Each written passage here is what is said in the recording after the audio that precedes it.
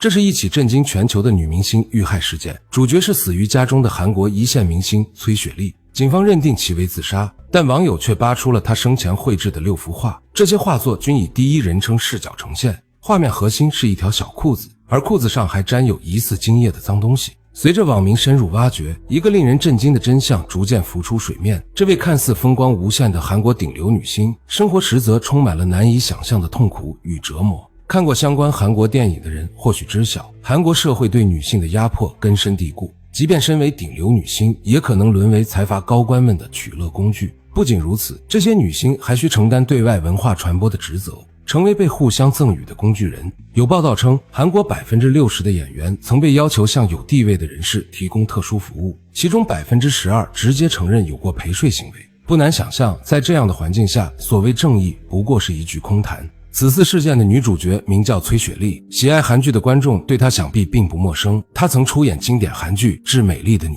然而2019年10月14日清晨，經紀人連續給崔雪莉打電話，卻始終無人接聽。察覺不對勁的經紀人立即趕往崔雪莉家中，推開門後，眼前的景象讓他驚恐萬分。崔雪莉竟在家中上吊身亡，經紀人的3星手機檢測到異常後自動報警。警方迅速介入調查，由於現場未發現任何打鬥痕跡，警方最終以自殺為由草草結案。這一消息很快傳遍全網，所有人都感到難以置信。要知道，當時崔雪莉的事業正處於如日中天的階段，憑借出众的顏值，她被國民譽為人間水蜜桃，為何會在事業巔峰選擇自殺？隨着各方媒體的深入挖掘，崔雪莉不為人知的一面逐漸暴露。崔雪莉出生於1994年。童年時便展現出與同齡人不同的乖巧懂事，更擁有一張堪稱顏值毒藥的出眾面孔。他的母親敏銳察覺到這一點，在崔雪莉11歲時便將她送去韓國 SM 娛樂公司參加選拔，一心想讓女兒進軍娛樂圈賺取高額收入。可誰也沒想到，這個決定竟徹底毀掉了崔雪莉的一生。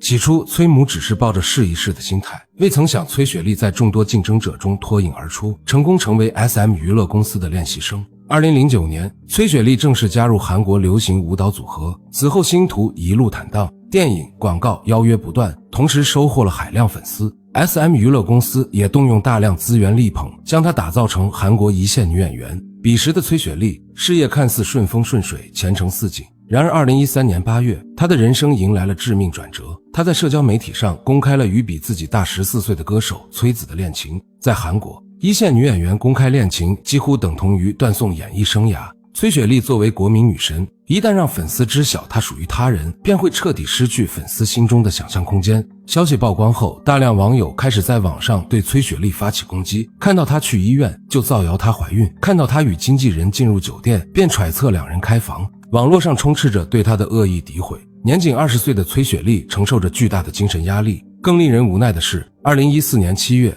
SM 公司宣布暫停崔雪莉的所有演出活動。失去公司支持的崔雪莉最終決定退出演藝圈，回歸個人生活。此後她頻繁在網上發布與男友的合照，照片中的她一改往日可愛形象，走起了成熟路線，這又引來更多網友的謾罵，指責她傷風敗俗。崔雪莉或許早已習慣了網絡暴力，但她的男友卻無法忍受，兩人的戀愛關係最終走向破裂。男友的離去成為壓垮崔雪莉的最後一根稻草，她感覺自己被全世界拋棄，尤其是面對網上無休止的辱罵，讓她陷入了深深的自我否定。此时年僅23歲的崔雪莉已患上嚴重的抑鬱症。分手後的一段時間裡，崔雪莉頻繁在網上發布個人照片，其中不乏未穿內衣、未扣褲子扣等大膽內容，這讓網絡噴子們更加肆無忌憚。即便她只是出門吃個飯被認出，也會遭到不要臉的賤人這類惡毒辱罵。無論崔雪莉在網上發布什麼言論或照片，迎來的都是不分青紅皂白的攻擊。看着評論區裡鋪天蓋地的惡意，崔雪莉終於感到了恐懼，而她的抑鬱症也愈發嚴重。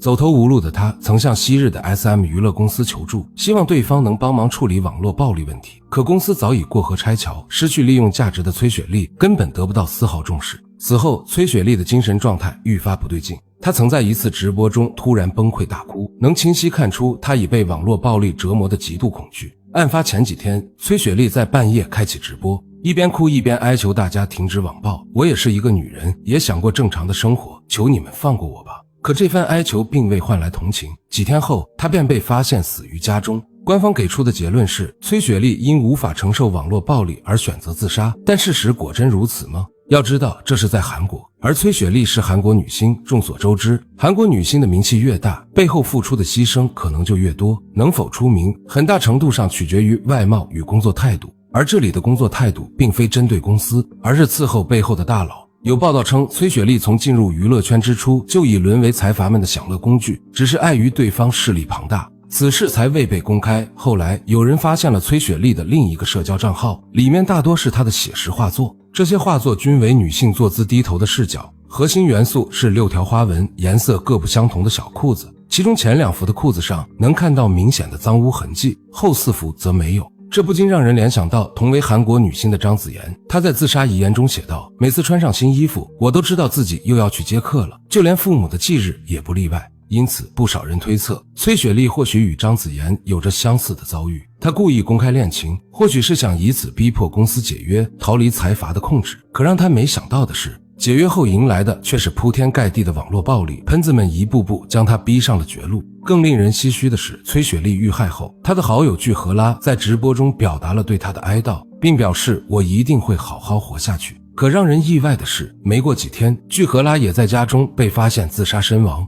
还有一个极具讽刺意味的现象，崔雪莉自杀后，网友们突然开始爱上这个女孩，纷纷发文称赞她是好女孩。此前她未穿内衣、不拉拉链等大胆穿搭，也被解读为女性穿衣自由。那么，關於這起案件，你認為崔雪莉真的是自殺嗎？